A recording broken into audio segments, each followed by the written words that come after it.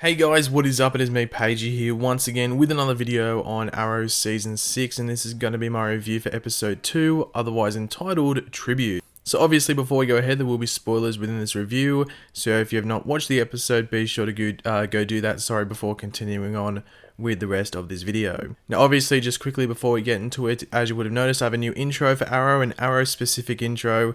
Really cool. It's made by Learnin, who made my new Flash one as well, so all of these links will be in the description below. Go check them out. Makes really cool intros and stuff like that, so thanks for that, Learnin. So obviously in episode 1, last episode, we got the fallout from Leanne Yu in the end of season 5, and then we continued on right to the end where, well, Oliver Queen was sort of exposed as Green Arrow. So that's basically where we kick off this episode, with Mayor Queen facing the media, and of course he's going to deny it, and he jokes around when he doesn't act too scared. It's almost like he's laughing along with the situation, which I thought was good.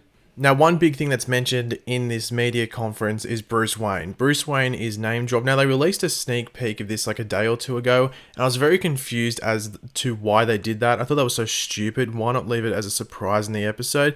I don't know if it was to get people to watch the episode, which is stupid because they would have watched the sneak peek. Maybe if they'd promoted oh, there's a Batman Easter egg in this Arrow episode, then people would have watched it, and then they announced this Bruce Wayne thing. But why release this scene as a sneak peek? I thought that was just idiotic. And obviously they also name drop Gotham. They say it was Bruce Wayne left Gotham and come to Star City or something like that. Now a lot of people freaking out about this, understandable, Bruce Wayne's name dropped, but they don't name drop Batman, they just name drop Bruce Wayne, so I just thought it was okay. I wasn't freaking out about it too much because we've had Bruce Wayne and Gotham Easter eggs before on the show and in other shows in the Arrowverse.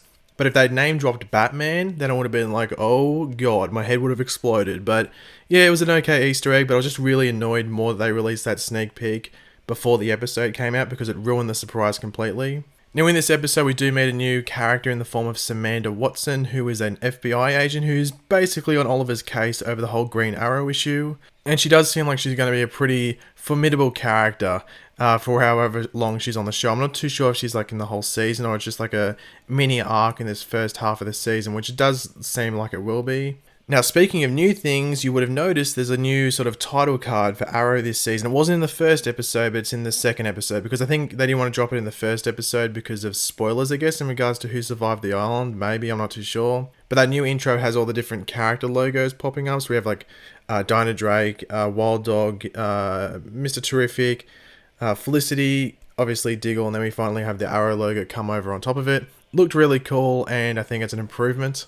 I was actually very happy to hear Adrian Chase name dropped again. I thought it was pretty cool, and he was brought up because they thought he could have been responsible for that photo leak at the end of episode 1, so maybe he'd planned to do it on this date or something, or it's just something that got backlogged, might I say, and unfortunately, it just came up now, but, that wasn't the case, obviously. But one of the big things that we'd seen in the promo stuff for this episode was when Oliver and we find out some members of the media and some businessmen were actually attacked by a group of people, and this group was led by Anatoly. So we're led to believe it's the Bratva, and I'll get to that later on, but we're led to believe it's the Bratva, and he's after the Markovian dudes rather than Oliver Queen himself, even though Anatoly is sort of after Oliver in that sense, but not after, kidnapping him and stuff like that. Now, I thought Oliver and William in this episode were pretty good. I am interested to see what they do with that father-son relationship going forward. And I must say, I did find that advice that Oliver gave William about getting into fights pretty good.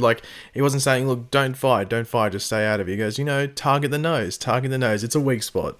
Now, that whole fight scene to extract the Markovians was pretty cool, especially Oliver or Green Arrow in the kitchen, just lighting dudes on fire. I thought that was pretty sick. But we actually do see Diggle struggling. It's a continuation from what we saw in episode 1, where he didn't, he wouldn't shoot his gun. He can fight with his fists, he can take people down that way, but in regards to using his gun, he shies away from it. And we're like, okay, what's going on there? But back to William for a sec, we do see that he has the flashback. Obviously, we saw that in episode 1 as well, and in this episode. And Oliver hints that Barry gave Oliver the flashback to give to William. So has Barry got a closet just full of Flash merchandise that he's just handing out to people? I don't know. But William's actually scared about Oliver dying as well. So he's obviously lost Samantha, that's still fresh, or his mother might I say, which is still fresh in his mind. And because he knows that Oliver's the Green Arrow, he's scared about Oliver going out there one night and dying and leaving him an orphan. So that's understandable why William is like that. Now, obviously, I did mention about Anatoly, and we think that it might be the Bratva that's with him, but we find out it's not. They're just like, mercenaries, if you want to call them. They're just working for Anatoly, because Anatoly was actually exiled from the Bratva following what happened at last season when, Team Arrow got, interfered with the Bratva's operations. So Anatoly was seen as like weak and stuff like that, and that is why he's after Oliver. It's essentially a form of revenge, but it's also trying to build Anatoly back up. Like, he's trying to build himself back up to the point where he might be led back into the Bratva. So I thought that was actually a very interesting route to go down. I wasn't expecting that, so I think that's actually really good for the character. I'm interested to see what they do with the Anatoly character following that, in however much he appears in this season. Now, we later find out that Diggle has nerve damage from the shrapnel, might I say, from the Learnin explosion. We did get like a tease of that in episode 1 when he was sort of checking his chest and you could see some like scarring.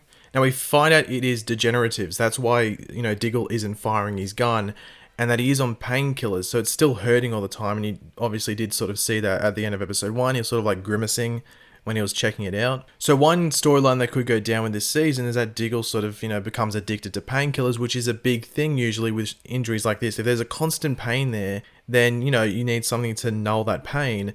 And Diggle could get like on an addiction storyline if you want to go like that. I know they did that with Laurel. I think Laurel was alcohol and I think painkillers as well. I'm not too sure if she did painkillers as well, but I know it was alcohol. So they might not want to repeat that storyline, but they might mix it in with something else. On the field and stuff like that, where you won't shoot the gun, so they can mix it in with that, so it doesn't seem like they're copying the Laurel storyline too much. But that's what it looks like they're going down, even though something at the end of the episode does tease maybe something else with Diggle. Now, one scene I actually did really like in this episode was when Renee or Wild Dog gave Oliver some fatherly advice, because obviously we have Quentin there, but Quentin's a bit more older. It's not like a modern day child with all this technology and stuff like that. So it was nice seeing that scene between Renee and Oliver, and just gives them a bit more chemistry and a bit more time on screen together, because it makes sense.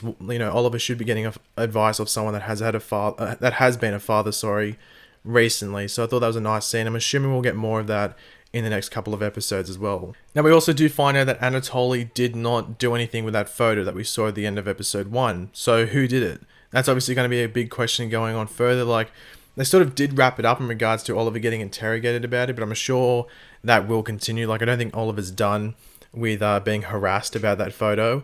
So it's going to continue on. Maybe they might supply even more evidence to the FBI or the news sources, which, put Mayor Queen in hot water. But it's interesting to see who is going to be revealed as the person who sent all that stuff to the news outlets. Is it Caden James? Is it someone else? I'm very interested to see who it is, because they obviously, want to get back at Oliver for some reason. Now, Felicity and Curtis were obviously, hanging out in this episode, and it gets revealed that they are actually going to be going into business together.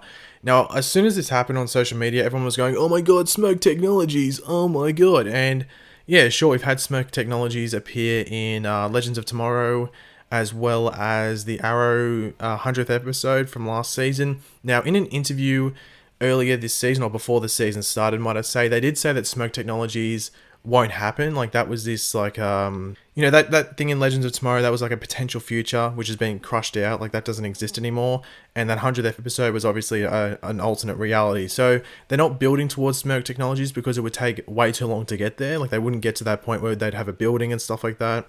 So I'm interested to see where that goes and how big of a storyline this season is, because I don't think it'd necessarily be too much of an interesting one. Hopefully it's just something that's like, mentioned every now and then. We see slow developments of it, but I'm hoping it's not like, one episode's dedicated to it, because it does seem like it'd be a very weak and not necessarily boring, just not very interesting storyline. That's just me though. You might think differently. But the big, like, what the hell, like, WTF thing that happened at the end of the episode, the cliffhanger, if you want to call it, was when Oliver makes Diggle Green Arrow. Like, he hands over the mantle of Green Arrow to Diggle, because Oliver, can't do it just because of what's happening with William. He can't risk leaving William an orphan. When they first started this conversation, I actually thought that Oliver was going to make Diggle like William's godfather and sort of like successive guardian if anything was going to happen to Oliver. So when he actually said, "Oh no, you're Green Arrow," I was like, "Oh, they flipped it. I wasn't expecting that." So whatever does happen next episode with Diggle, I'm assuming it's going to be Green Arrow next episode. Most likely maybe just that episode, and then something will happen and, Oliver have to take over again. Who knows? But yeah, we get Diggle back as Green Arrow. We did get a tease of that, or not a tease, like he actually was sort of the Hood in the 100th episode. But in regards to, this reality, we haven't seen it for a while. So I guess seeing Diggle in the Green Arrow suit again would be pretty cool. But overall, I thought this was actually a very solid episode. I actually think this was better than the first episode because I really did enjoy the first episode, but there was a lot in there. There was a lot of clutter. They tried to jam a lot into one episode, which included flashbacks. But this episode was more clean, set up some future storylines, really good William moments with Oliver, which is one thing they really do need to perfect because, sometimes handling kids on a show and, child, like relationships with a child and stuff like that, it can be difficult, and they seem to be going pretty well with it at the moment. So the fact that they're not necessarily nailing it, but doing it pretty well is a good thing for the show. And I am liking what they're doing with Diggle, and I'm very interested to see what they do in the next episode. So actually, overall, I thought this was a better episode than the first. You might disagree with me, but let me know in the comments section below if you do. But thanks for watching, guys. If you did enjoy the video, it'd be awesome if you could drop a like on it to show your support for the video and the channel as a whole. As I said, let me know your opinions in the comments section down below. And of course, if you are new to the channel, make sure to subscribe. I'll catch you later, guys. Goodbye.